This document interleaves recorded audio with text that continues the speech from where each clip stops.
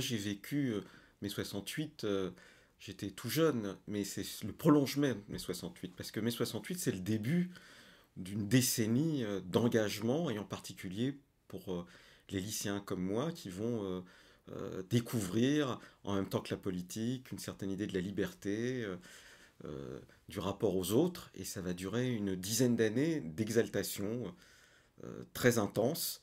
Et puis à un moment donné, et c'est pour ça que ça s'appelle Rien que notre défaite, il va y avoir une longue descente où une génération eh bien, va vivre de manière très différenciée cette descente. Certains vont avoir du mal à décrocher et vont même aller dans une attitude suicidaire et que j'ai croisée.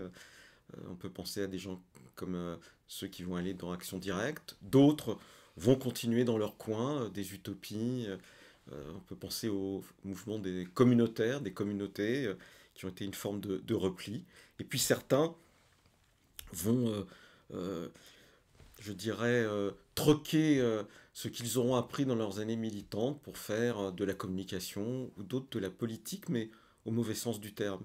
Et je crois que cette génération, d'une certaine manière, a failli, puisqu'elle n'a pas réussi à transmettre vraiment ce qui était son élan premier. C'est pour ça que ça s'appelle Rien que notre défaite, en souvenir d'une citation de Victor Serge, qui, dans les années 30, au moment où le stalinisme est absolument triomphant, eh bien dit « Il ne restera de nous qu'une défaite, et les choses recommenceront quand nous ne serons plus là ». Alors, j'ai fait ça sous la forme d'un roman, et non sous la forme d'un simple témoignage, parce que mon idée, c'était de croiser plusieurs parcours de gens que j'ai côtoyés, et qui n'ont pas eu forcément mon parcours, et donc je pensais que la forme romanesque était la plus adaptée pour faire part du réel qu'a été pour chacun d'entre nous ce moment, et donc de dépasser mon simple parcours à moi, qui, je dirais, anecdotique par rapport à celui de l'ensemble d'une génération. Et en même temps, j'ai voulu y introduire des éléments d'époque. Donc,